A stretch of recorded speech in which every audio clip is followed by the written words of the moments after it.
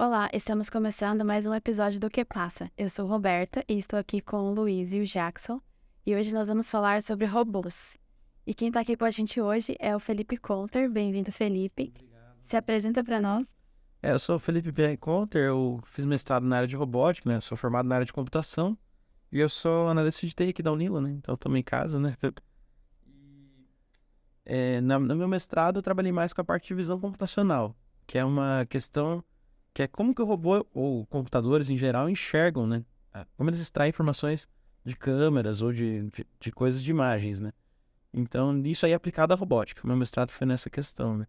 E aí eu vou falar um pouquinho sobre os eventos que eu participei, né? Sobre como é que tá a questão da robótica na Latinoamérica, né? Então, isso é bem interessante, o papo. Então, para a gente começar, fala um pouco mais sobre o que é essa visão computacional e quais são as suas aplicações. Então, a visão computacional, ela é a ciência, digamos assim, de extrair informações de imagens, né? Então, começou basicamente com imagens RGB, né? Então, imagens padrão, tipo JPEG, né? Bitmap, que a gente está acostumado nos mais antigos, né? Mas então, extrair informações de imagens. Então, nós seres humanos, é fácil. A gente enxerga imagens e imagina mil coisas quando a gente olha uma imagem. Agora, para um computador, né, no caso, ou um robô, né, extrair informações relevantes de imagens é mais complexo, né? Então, todas as aplicações que envolvem extrair informações de imagens estão dentro da visão computacional. E essa questão de como você representa também essas informações, né? Porque, por exemplo, assim, uma imagem, basicamente, ela é uma matriz de pixels, né? Então, como que você vai extrair essas informações e quais os tipos de representação dessas informações também, a partir daquela informação original, né? Então, tem muitas questões aí na visão computacional. Tá. Essas informações, elas são extraídas um, quando a gente fotografa, né, tem os dados ali, os dados EXIF da fotografia. Uhum. Essas informações que a visão computacional retira, ela tira do EXIF ali, ou ela realmente lê uma imagem estática? Então, aí tem várias aplicações da visão computacional. De uma maneira generalista, né? Ela realmente é analisar imagens e extrair informações. Então, existem vários métodos, vários algoritmos, né? Cada um tem uma abordagem. Uma, por exemplo, seria, eu quero encontrar pessoas na imagem. Então, ele vai buscar, né, onde está a pessoa na imagem. Outras não querem saber nem por... Algumas aplicações, o cara pode estar interessado em querer saber onde as pessoas estão na imagem. Desenhar quadradinhos em volta das pessoas, que nem está aqui nessa imagem aqui, destacando mesmo a localização.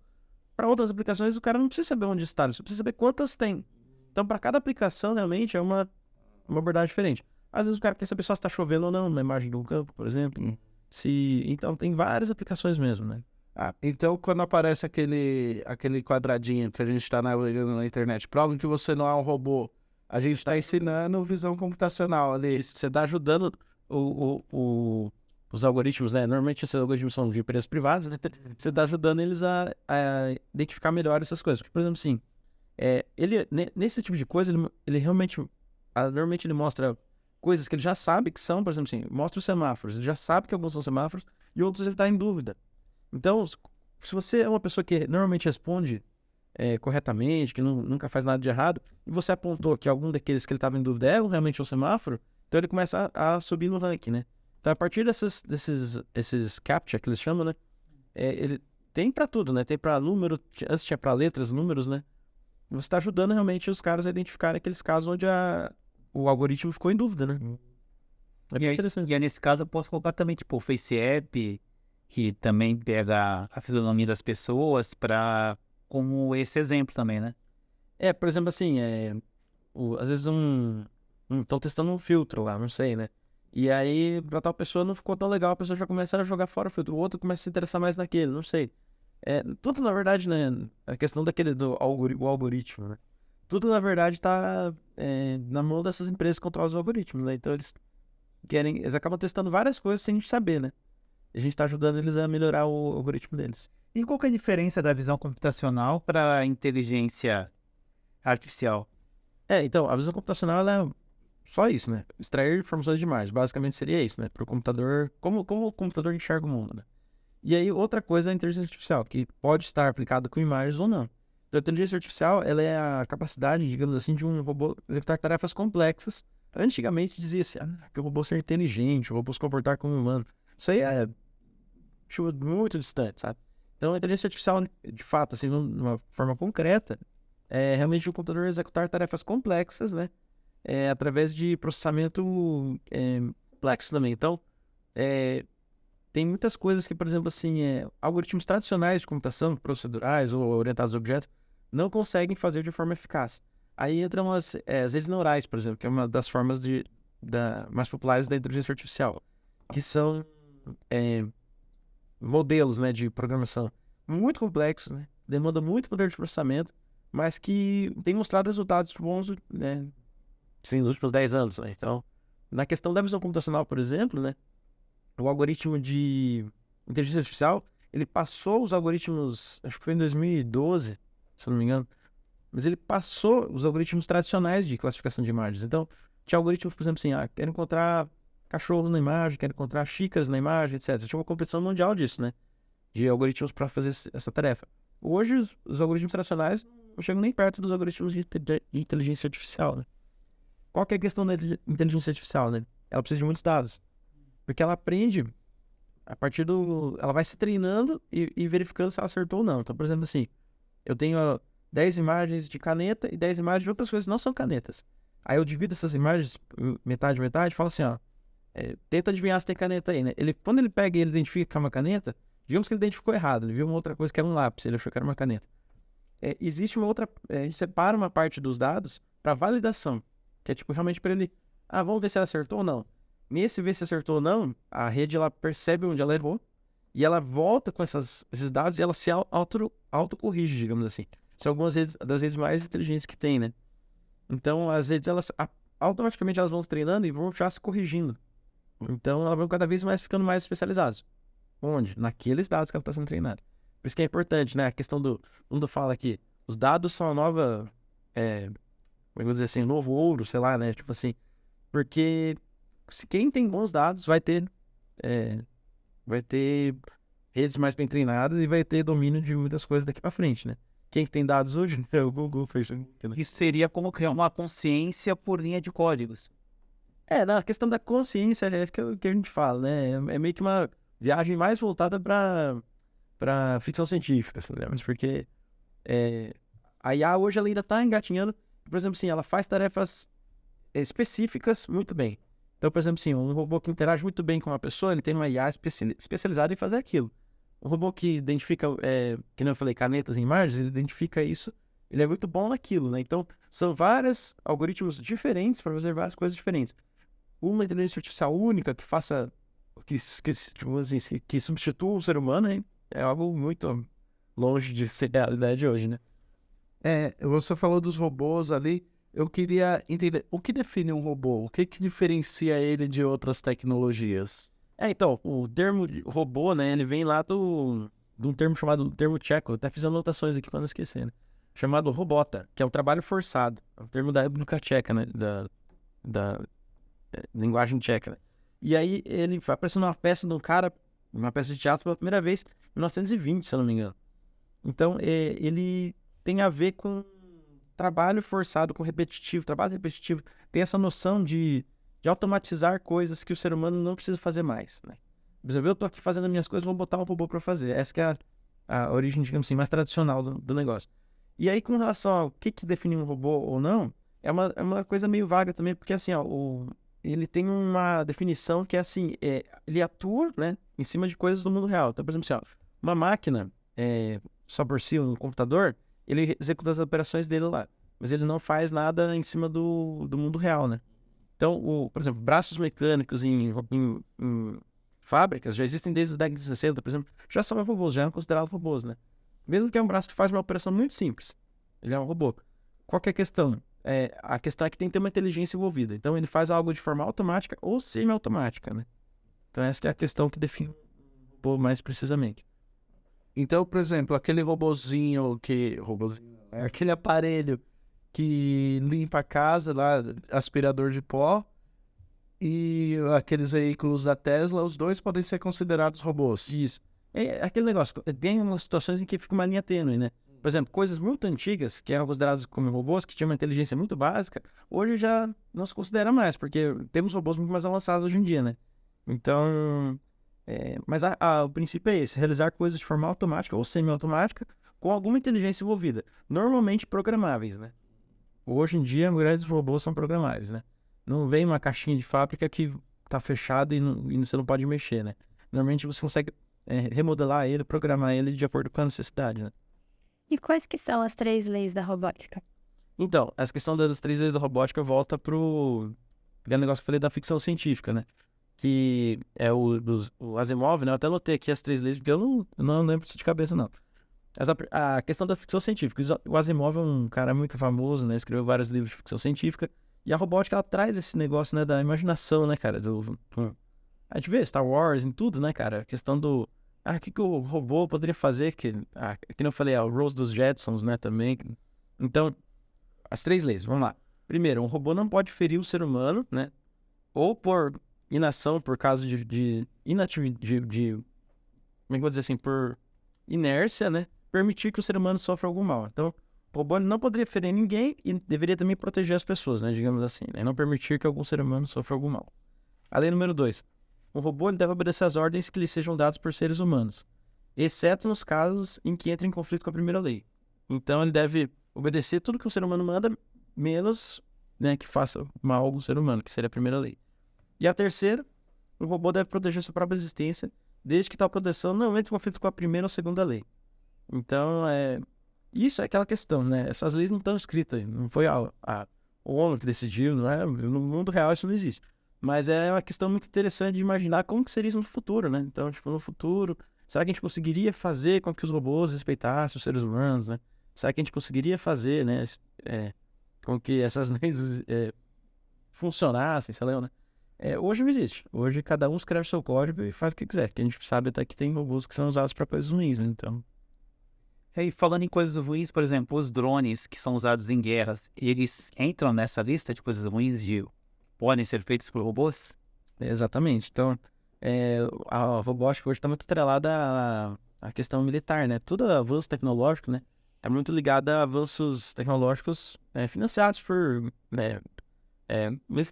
governos que têm forte capital no meio militar, né? Então, a gente vê, né? Os drones aí que os caras usavam... por exemplo, uma época atrás, os drones lá estavam matando os caras, assim, à distância, né? Lá dos Estados Unidos, no Oriente Médio. Só que mesmo assim ainda tinha o dedo do cara lá confirmando se ele matava ou não. Só que isso era só uma questão ética, porque se deixasse, o robô poderia, por si só, o drone poderia sair matando. Então, ainda existe aquela questão assim, até onde a gente deixa o robô fazer por si só e até onde precisa de uma confirmação de um ser humano, né? Então, isso nada a ver com essa questão, mas é uma outra questão, né? Até onde aquela questão ética, né? O que o robô pode fazer que o ser humano pode atuar em cima, não. E, infelizmente, né? Os robôs hoje estão muito... o avanço tecnológico, né? Está muito ligado a incentivos, né? Por fins militares, né? E além dos fins militares, quais os outros serviços são realizados por robô atualmente? Uhum. Então, os robôs, assim, na parte... Vamos dividir em 2 grupos, que fica mais fácil. Que são os robôs industriais, que são os mais tradicionais, que são para fins específicos na indústria. Então, como eu falei, um robô que solda alguma coisa na linha de montagem de um carro lá. E um robô também, e o outro grupo, né? Que seriam os robôs voltados para... Como é que eu vou dizer assim? Para varejo, né? Faz, né? Que seria para as casas das pessoas mesmo, que seriam esses robôs mais, assim, para uma gama maior de consumidores, né? Então, nesse caso aqui, a gente consegue fazer mais quantidade do mesmo modelo. Senão, um mesmo modelo pode ter várias quantidades para sair à venda. No caso do industrial, às vezes você faz uma solução só para um ponto, entendeu? Às vezes o negócio é tão específico que você vai ter que fazer lá, sei lá, um robô que entra numa caverna para procurar alguma coisa. Às vezes você vai fazer especificamente para aquela caverna. Para uma outra seria outra, entendeu? Então, assim, para questões industriais e mais específicas, o valor é muito mais alto, né? E também a especificidade é muito maior. Agora, para o varejo, realmente, tem robôs de serviço e tem robôs hoje em dia nas casas das pessoas, né? Que nem se comentou, a questão do robô que aspira o chão, né? Temos robôs em hotéis que reservam para as pessoas, por exemplo, na Ásia, né? No Brasil não. E temos robôs também aí que trabalham em entregas, né? A questão de logística está avançando muito. Então, tipo, lá nos Estados Unidos tem o drone que entrega para a Amazon, por exemplo, né? Então, e aí tem os carros, né? Os carros elétricos, os carros autônomos aí. Então, A Alexa é considerada um robô ou não? pode ser considerado um robô, porque ela interage com o ser humano. É uma parte da robótica, essa parte da interação humano-robô, né? Só que aí é aquela questão, por exemplo, a Alexa, apague as luzes. Como ela consegue atuar no mundo, ela faz parte de um sistema robótico, né? Que é ela atua fisicamente né, no seu ambiente. Só que não é ela sozinha, né? Ela faz a parte da interação humano-robô. Mas é interessante essa questão, porque ó, cada vez mais a gente vai conseguir interagir e atuar nas ferramentas das nossas casas através de interfaces assim, por exemplo, interface falada, como é o caso da Alexa, interfaces de celular, por exemplo, que a gente já está acostumado com o nosso celular, né? Então, às vezes a fala pode ser uma barreira, mas aí o cara no aplicativo lá programa para alguma coisa acontecer na casa dele, né? Então, tudo cada vez mais ficando mais fácil para o consumidor final, porque antigamente, para o cara que está lá na indústria, tem que programar linha por linha para ensinar o robô o que ele quer que seja feito. A gente pode programar para o nosso aspirador começar a limpar às 8 da manhã, por exemplo, né? No celular, no aplicativo específico e tal. Então, está cada vez mais fácil a interação de uma pessoa que não sabe programar, né? Com os robôs, né? Você citou a Rose dos Jetsons. O que falta para que os robôs possam estar auxiliando a gente em casa naquele estilo? Não, aquilo lá tá muito longe também da realidade, né? Mas a gente vê que, por exemplo, assim, a questão dos robôs em ambientes domésticos, ela é muito impactada pela diferença muito grande pela, vamos dizer assim, não uniformidade do ambiente. Então, os robôs, voltando àquela questão dos industriais e dos para serviço, né? Em meios industriais, o ambiente ele é muito controlado. Então, você tem lá, às vezes, até uma linha ou um trilho no chão, que é para onde o robô deve andar. Você tem certinho o espaço onde ele vai atuar, a iluminação controlada. Então, tudo isso facilita para a programação do robô. Evita problemas, né? Quando você está num ambiente caótico, por exemplo, deve ter um cachorro no chão, pode ser que tenha uma caixa, um brinquedo que a criança deixou, tem pessoas passando, o robô pode bater numa pessoa, pode machucar a pessoa, né? Então, no ambiente doméstico é muito mais complexo. Essa questão de você se adaptar, fazer um produto único que se adapte para uma gama maior de ambientes, né? Às vezes, por exemplo, tem carpete, às vezes não. Às vezes o piso tipo assim, ele não é liso, ele não é uniforme, né? Às vezes tem rampas, né? Então é muito complexo pro robô mesmo, essa questão. É aí que entra a questão da visão computacional, né? Isso, a visão computacional ela ajuda daí como é que eu vou dizer assim, na percepção do ambiente, né? Então, a questão dos robôs em casa, em ambientes domésticos, ela ainda falta muitas questões. Uma é aquela questão que eu falei da interação humano-robô. Outra é a própria locomoção, que o ambiente é um ambiente, vamos dizer assim, não controlado, né? Um ambiente, então, caótico, né? E aí, tem a questão também de não machucar as pessoas, que eu comentei, né? Então, são várias coisas ali no ambiente doméstico que podem influenciar no funcionamento do robô. Algumas empresas estão tentando resolver isso. Por exemplo, tem uma empresa que fez um robô que faz um chefe, um robô que cozinha. Só que como é que ele consegue cozinhar? Ele tem a mesa dele específica, proprietária, né? Patenteada ali. E você tem o lugar da panela é aqui, o lugar do ingrediente é aqui, entendeu? Então é muito mais fácil. Ele já sabe onde estão as coisas, ele vai lá e faz. Agora, na sua casa, a geladeira é num lugar, o armário é no outro. O fogão às vezes é de um jeito, às vezes é do outro. Então, para um robô muito generalista, é muito complexo. Uma programação generalista é mais complexa. Não sei se, voltando ali só a falar sobre a visão computacional, agora tem em São Paulo uma polêmica, né? Que eles querem colocar aquelas câmeras de identificação.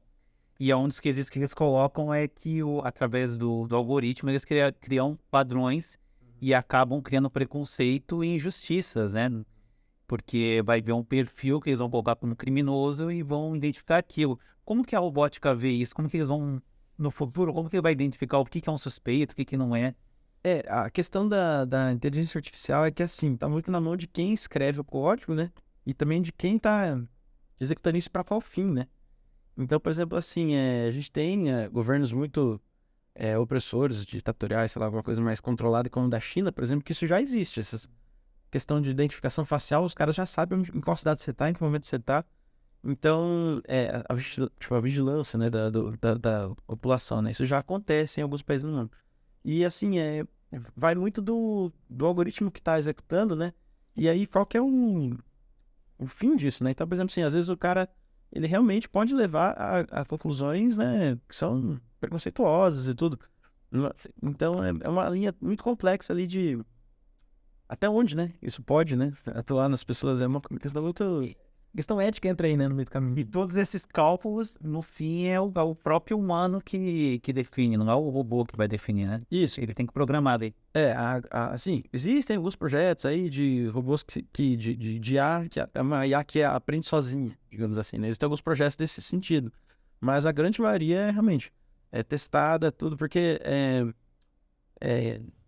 tem que ter muitos testes antes para você saber se aquilo está pronto para ir para o mundo real, por exemplo, né? Então, é uma questão de, por exemplo, algoritmos para identificar se a pessoa está com a arma ou não num aeroporto, por exemplo. Existem milhares. Então, vários pesquisadores do mundo estão fazendo cada um do seu jeito. Um faz um que melhora o ponto do outro, um faz um que confronta o ponto do outro, que é assim que a ciência, né? A questão é essa.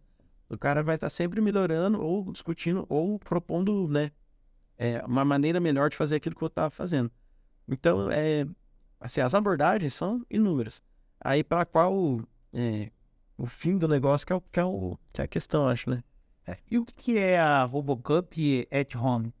A RoboCup at Home é uma competição a nível mundial. Vou voltar um pouquinho antes de explicar o que é o at Home, né?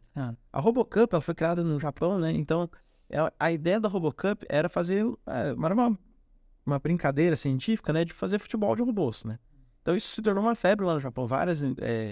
Uma questão, assim, de fazer robôs jogarem bola, né? Porque os caras lá gostam de matemática, gostam de ciência, etc.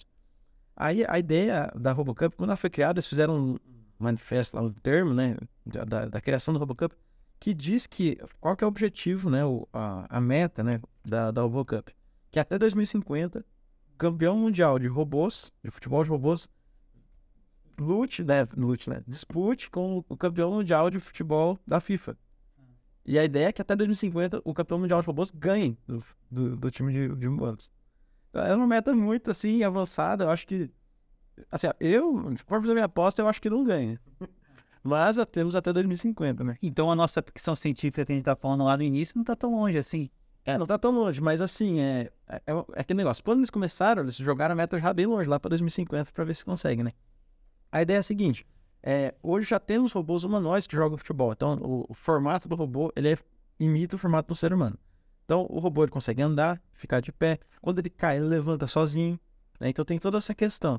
Mas, para ele se comportar como um jogador, ainda é muito complexo, né? Essa questão ainda é muito... Você falou isso aí, eu lembrei há um tempo atrás de uma competição de xadrez, um campeão, um garoto contra um robô, e o garoto fez um movimento na hora errada e o robô acabou pegando o dedo dele, quebrando. Eu vi essa notícia. Mas isso foi uma falha na programação do robô ou foi uma falha do garoto? Eu acho que, na verdade, é uma falha de segurança, né? Do sistema robótico em geral ali. Porque, aquela questão, né? Em indústrias, isso aí já é muito bem controlado, né? E mesmo assim acontece. Então, indústrias, mesmo com anos de teste e tal, e segurança, e não entre aqui, zonas fechadas, o cara lá quebra o braço na indústria. Então, acontece situações dessas, né? A ideia é justamente isso. Quanto mais sensores os robôs tiverem e mais percepção do meio ambiente ao redor deles eles tiverem, menos isso deve acontecer, né? A ideia é essa. Voltando ali para a RoboCup at Home, né? A RoboCup foi crescendo e virou um evento mundial. E aí, dentro da RoboCup, criaram-se outras categorias. Uma das categorias é o at Home, que é o RoboCup em casa, né? Qual que é a ideia? As equipes, elas têm robôs de serviço, né? Então, tem uma categoria da RoboCup que é com robôs padronizados, todo mundo usa o mesmo robô. Tem outra que é uma Open, que aí cada um leva o seu robô. Cada um monta o seu robô como quer, desde que respeite as regras que estão ali, né? E aí a ideia é essa, cada equipe leva o seu robô para competição e existem algumas provas, algumas tarefas que são para execução dentro de casa. Por exemplo, uma prova é leva o lixo para fora. Outra prova é, por exemplo, siga tal pessoa, né, dentro da casa. A outra prova é pegue uma latinha e entregue para o João que está na festa, que essa é a mais complexa. Então, é a prova da festa. Tem uma festa com várias pessoas na casa, aí fala assim, a pessoa chega na porta e fala assim, ó, esse que tá com a camiseta vermelha aqui, esse que é o João. Ah, tá bom, obrigado. Esse aqui é o Pedro, esse aqui é o Marcos. Agora leve uma cerveja pro Marcos. O robô tem que lembrar quem que era o Marcos, achar ele na casa e entregar cerveja pro cara.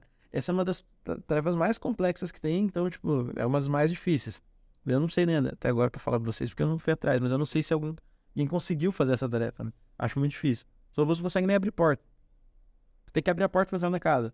Se o robô não abrir a porta, você perde 100 pontos. Daí você tem que abrir na mão, manualmente. A grande maioria das equipes não consegue abrir porta, então... Isso que eu falo no meio da pesquisa, né? No meio da competição. No meio privado, a gente sabe que tem empresas muito mais avançadas aí. Mas aí a questão é essa. A RoboCup, ela serve... A At Home, ela serve para isso. Para justamente incentivar pesquisas e soluções, né? Da área da acadêmica, né? Pesquisas e soluções, né? Que sejam publicadas por aí, né? E abertas do lado da ciência mesmo, aberta, né? Para que a gente chegue mais perto da Rose e dos Jetsons nas nossas casas. Então, o robô ele vai andar pela casa, o robô ele vai desviar de qualquer coisa que esteja por ali, ele vai conseguir conversar com as pessoas, ele vai conseguir, às vezes, até identificar que a comida do cachorro acabou, tem que repor a comida do cachorro. Então, quanto mais avançados esses robôs estiverem, esses robôs de serviços domésticos, mais a gente vai estar perto dessa Rose dos Jetsons. Essa competição ela tem no mundo todo. Ela acontece junto com a RoboCup, né, no Mundial, né? Tá todo ano em um país, em um lugar diferente. Mas aí o que acontece? A gente tem na América Latina aqui o LARC, que é o Latin American Robotics Competition, né? Que é a competição dos robôs aqui na América Latina. E no LARC eles estão simulando também o At Home latino-americano, né? Eles seguem a mesma regra do Mundial. Então, existe uma regra, um rulebook, né? Que é as regras da competição do At Home Mundial. No latino-americano a gente segue as mesmas regras. Só que como aqui ainda a questão das equipes, da ciência ainda está muito incipiente, está começando ainda. Tem equipes que estão participando pela primeira vez, o cara, né, está começando a entrar nesse mundo. Então existe o nível 0 que eles criaram. O nível 0 é um nível de provas muito fáceis que é para justamente permitir que as pessoas entrem. No Mundial, ao contrário, as provas do nível 1 já são um pouco mais difíceis, né? Que é justamente para eliminar, digamos assim, né? E qual que é a potência, qual que é o país que tem a maior potência? O Japão, Estados Unidos? Então, por incrível que pareça, em 2022 agora, a equipe do Brasil ganhou o primeiro lugar, a RoboCup At Home, e em terceiro lugar também.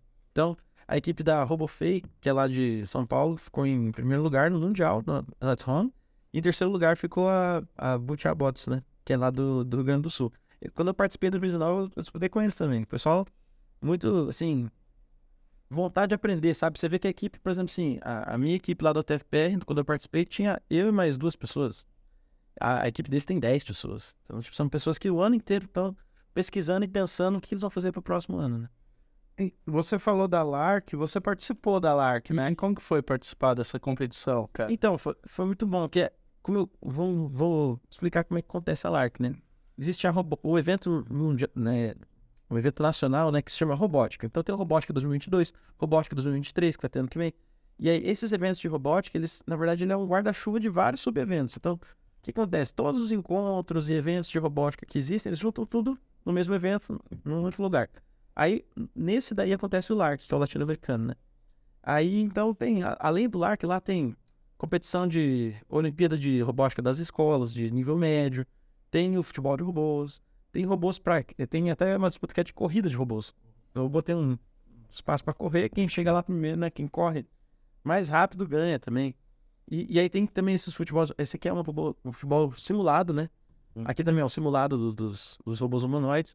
Ó, esse aí é o dos mini, né? Esqueci o nome, mas é Very Small Size Soccer, um negócio assim. Aí você vê que os caras não conseguem nem chutar a bola direito, ó. Então tá muito longe. Esses humanoides, aquele que apareceu ali, tem uma cara de industrializado. Aquele ali realmente ele é um padrão. Ele é de uma indústria. Porque tem alguns campeonatos que são, como eu te falei, alguns eles falam assim, ó, vamos testar somente a parte programacional da equipe. Então o hardware é padronizado, para não dar problema. E outros já fazem o contrário, eles abrem o hardware também. Então, se você quiser levar o seu robô do seu jeito que você quiser, você pode. Aí ele abre uma outra gama, né? Um outro lado, né? Mas aí, nesse evento é muito legal, porque tem várias coisas relacionadas com a robótica acontecendo ao mesmo tempo. E aí acontece o At Home ali, o RoboCup At Home do latino-americano. Foi bem legal, porque eu tava fazendo meu mestrado na UTFPR e minha pesquisa é na área de visão computacional. Só que é aplicada à robótica. A minha ideia era fazer um trabalho que ia ajudar o robô a fazer uma tarefa lá específica. Então, No latino-americano eu tive que aprender as outras coisas que eu não sabia, que era navegação. Navegação, no caso, é a locomoção do robô. A interação com humanos, né? Então o robô tem que ter várias capacidades, né? Para ele se dar bem dentro de uma casa, né? Tem que saber andar, tem que saber identificar pessoas, tem que saber conversar com as pessoas, né? E objetos também, identificar objetos, manipular objetos, né? Então são uma variada gama de capacidades que o robô tem que ter para ele poder, digamos assim, passar nessas provas, que na verdade é um caminho para que um dia eles cheguem a trabalhar nas nossas casas. Fico imaginando esses robôs nas nossas casas populares, né? Que são pequenininhas, né? A gente vê geralmente os robôs grandes em casas grandes, tipo dos Estados Unidos, mansões. E aqui no Brasil as casas são menores, né? Como que vai ter essa locomoção? Então, e é justamente essa questão. Como é uma coisa muito complexa e os ambientes domésticos variam tanto, o único que foi para frente até hoje é o robô, né? O aspirador de pó, porque ele é mais simples, né? Ele só se locomove. O que precisa fazer? Andar. E aí, claro, né? Se tiver algum desnível na casa já complica, se tiver degrau já complica também. Ontem na novela entrou um personagem lá que é um robô garçom. E é um robô, tipo, Rose. E é garçom, você tá falando, tipo, imagina, um bar que é completamente cheio de cliente, pagode, tudo rolando, tipo, não tem noção nenhuma que o personagem, né? Pelo menos atualmente, pelo visto. Mas na Ásia lá já tem alguns lugares que tem Então, assim, robôs garçons, mas é tipo assim, ó. O robô já conhece o restaurante, ele fala assim, leve tal coisa pra mesa tal. Aí o cara põe a bandeja em cima do robô, o robô vai até a mesa tal e fala assim, pegue a bandeja tal. É basicamente isso, ele só anda e entrega as bandejas de um lugar pro outro, né? mas ontem eu vendo esse personagem, né, esse robô no caso, aí fez entrar numa outra questão. Como que vai ser o mercado de trabalho lá na frente com esses robôs entrando? Então, essa é aquela questão, né? Será que vamos perder nossos empregos, né? Aquela questão clássica. Então, eu tenho visto, né, que se não me engano, na Alemanha, você falou das tarefas de logística, já tem algumas empresas testando caminhões autônomos, né, na Alemanha. Não, tem caminhão que não tem ninguém dirigindo já no mundo. Só que entra naquela questão ética, né? Então, a legislação do país permite ou não, né? Uhum. Nos Estados Unidos já tem os carros autônomos que trabalham por Uber, etc, em algumas cidades. E aí tem aquela questão, né? Você vai atropelar uma pessoa, você vai jogar o carro pro lado e machucar o motorista. Eu li em algum lugar que a Uber, na verdade, o negócio da Uber não é o transporte das pessoas, né? É a captação de dados para carros autônomos. Essa é a linha de trabalho dela, né? Eu já não sei especificamente da Uber, mas isso é realmente interessante. Porque realmente as empresas elas precisam, né, de informações, né, para alimentar essas redes neurais, essas inteligências artificiais que eles estão fazendo. Então, quanto mais informações conseguirem levantar, melhor mesmo. Eu achei interessante você falou a questão do carro ter que decidir, né, se ele vai bater ou não. Então, isso gerou um artigo científico, ganhou lá no ano, lá, os melhores artigos do evento, não lembro agora para falar qual que era, né. Nem o evento, nem o artigo, não lembro agora. Mas o tema do artigo era assim, era uma decisão, não era um artigo sobre robótica, sobre programação, era um artigo mais filosófico, mais sobre, sei lá, questão de vida ou morte, né? Era assim, a questão da vida ou morte, por exemplo, se o robô ele deve, como vamos tratar essa questão? Que justamente ele falou assim, ó, no caso de um acidente, onde você sabe que é inevitável, a batida é inevitável, por exemplo. Você sabe, o robô, assim, ó, dependendo da quantidade de dados que o robô teve e do treinamento que ele teve, ele consegue calcular isso com precisão, assim, de milissegundos. Ele calcula e ele já sabe, ó. Quando ele viu que o outro cara tá vindo ali, em milissegundos ele já sabe que alguém vai morrer. Ele já sabe que se ele virar pra cá acontece isso, se ele virar pra lá acontece aquilo, porque ele calcula muito mais rápido que nós seres humanos, né? Então, aí, qual que é a decisão que deve ser tomada? Essas são as questões éticas que ainda não foram resolvidas, né? Então, é por isso que ainda até hoje, robôs da área da medicina ainda tem lá o cara operando. É difícil ter um robô que faz tudo sozinho, porque são vidas, né? Então, vai culpar quem? Vai processar quem, né? Aquela questão, o carro autônomo atropelou alguém, a culpa é de quem?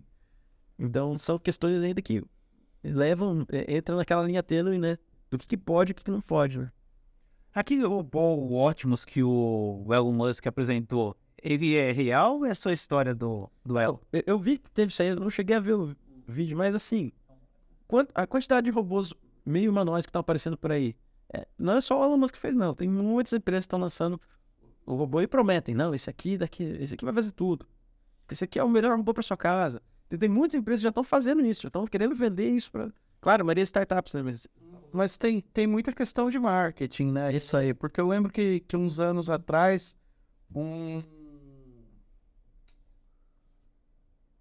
laboratório acho que era russo, era russo, apresentou uns robôs, tal, humanoides, que faziam tarefas complexas e movimentos complexos, e aí depois descobriram que era só um cara fantasiado de robô. Daí é complicado, né? Aí a questão do marketing para essas empresas de dizer o quão avançados estamos ou não é importante também na fase de captação de recursos, né? É aquele negócio, tem muitas startups que prometem muitas coisas hoje no mundo, né? Então, assim, ó, a gente vê empresas que estão falando que fazem 1000 coisas, só que, tipo, será que faz de verdade? Já foi colocado a teste, né? A prova. Há quantos anos eles já estão fazendo isso? Então, hoje a gente vê que as grandes apostas que as pessoas fazem, né? As apostas é que as grandes soluções definitivas de robótica vão estar saindo das empresas que já estão estabelecidas hoje, que é, por exemplo, a Samsung, a LG, eles têm robôs, propostas de robôs para casa, que nem eu comentei. Eles já têm propostas de robôs específicos para uma coisa ou outra.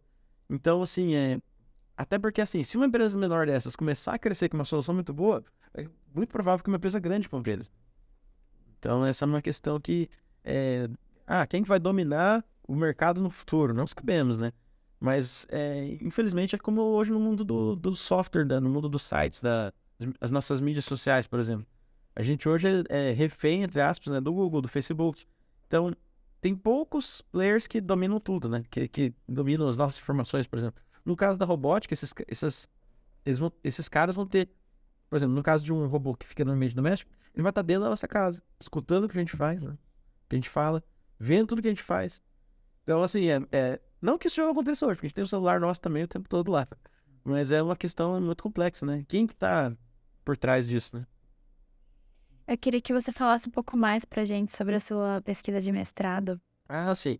Bom, então, relacionado a essa questão da RoboCup, né? A gente tava...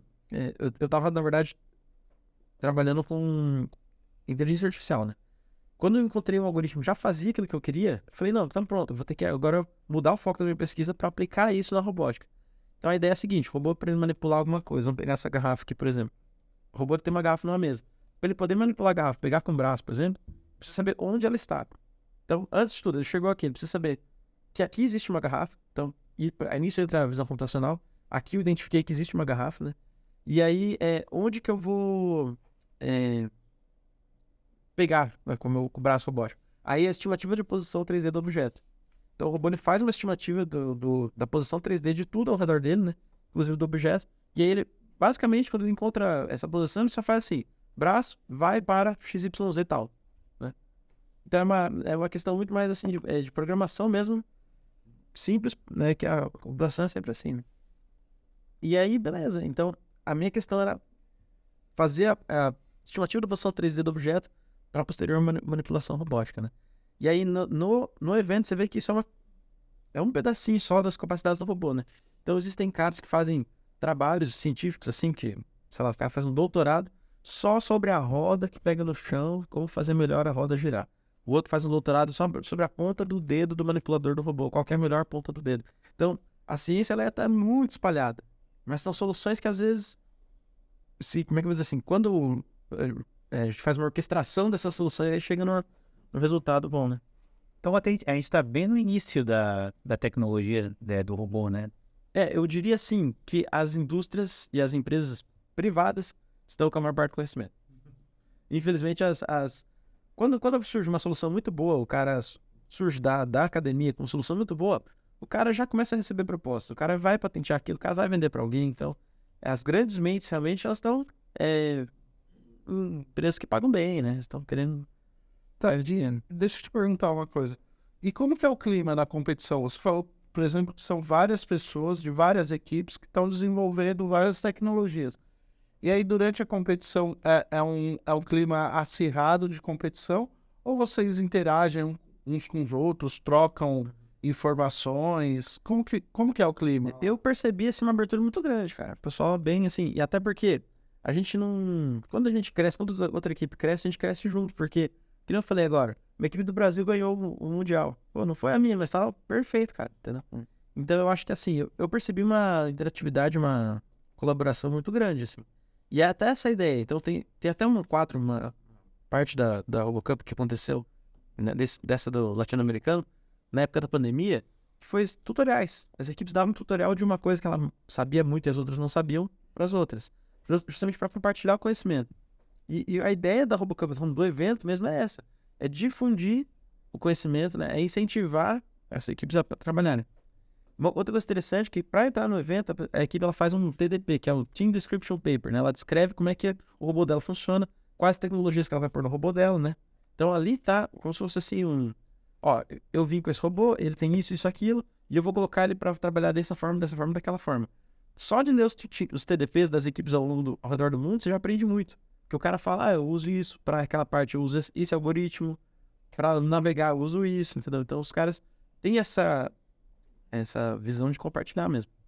E foi interessante, porque na América Latina realmente está começando, né? Então é uma questão que poucas equipes que estão muito avançadas. Então, entra uma equipe nova lá, você vai lá, pô, mas assim que funciona melhor.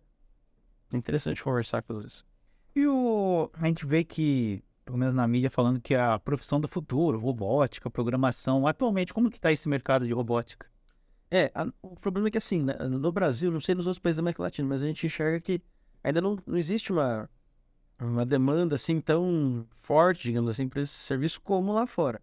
Mas existe. Tem colegas meus, por exemplo, tem empresas só de soluções de robótica em Curitiba. E o que acontece? Existem muitas fábricas no Brasil. Então eles fazem soluções para fábricas de carros, fazem soluções para outras empresas. No Brasil, por exemplo, o que eu conheço só a WEG, né? Que é uma empresa grande aí. E tinha uma outra empresa na minha cabeça, já fugiu agora. São poucas empresas que investem nisso, né, a fundo, né, nessa questão de inteligência artificial, de robótica. Mas, assim, pode ter certeza que campo existe e demanda existe. Talvez não atualmente no Brasil, mas nos próximos anos, com certeza, ou lá fora, né? Então, é uma questão que é interessante, né? Seria interessante incentivar, né? Por exemplo, assim, eu já defendo até isso, não sei se é meio polêmico isso daí. Incentivar até aulas de programação nas escolas. Então, programação ou uma introdução à programação, que seja, ensina lá no nível médio mesmo, ou no nível básico, para as crianças, desde o começo. Porque ela sabendo que existe isso, ela vai escolher se ela quer seguir ou não, mas é mesmo questão da, sei lá, da química, que eu vou aprender tudo da química, mas talvez eu não siga isso na minha vida, mas pelo menos eu sei que existe, né? É uma possibilidade do cara enxergar uma carreira ali, né? E a gente vê, tipo, na TV, bastante exemplos de robôs fantásticos, né? Como a empresa, né? A Boston Dynamics, né? Aqui no Brasil, ou na América Latina, tem alguma empresa que chegue a esse ponto ou é mais para a área industrial? Realmente não, acho que é mais na área industrial.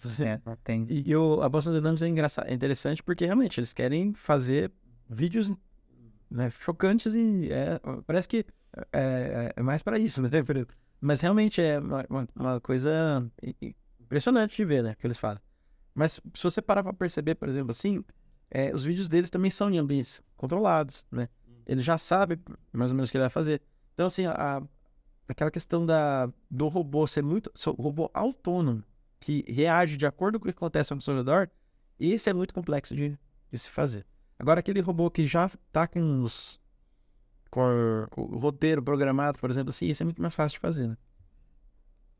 Então aqueles robôs que vêm correndo, fazendo parkour e tal, ali é o marketing da empresa, né? Eu acho que é mais marketing. É mais assim, não tô tirando mérito, não. Começou assim, é interessante, mas é uma coisa... O Jackson foi pro Rock in Rio, né? Não tinha aqueles cachorrinhos, né?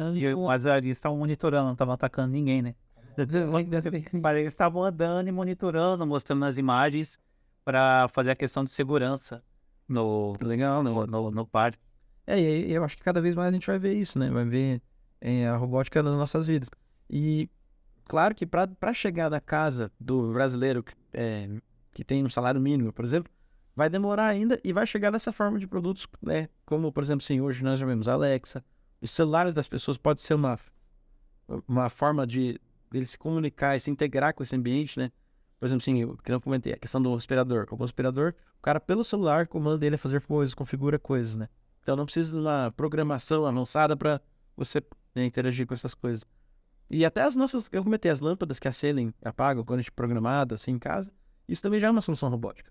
Porque é uma questão física, né? Uma questão ali que trabalha de forma automatizada ligada a uma solução programável inteligente, né?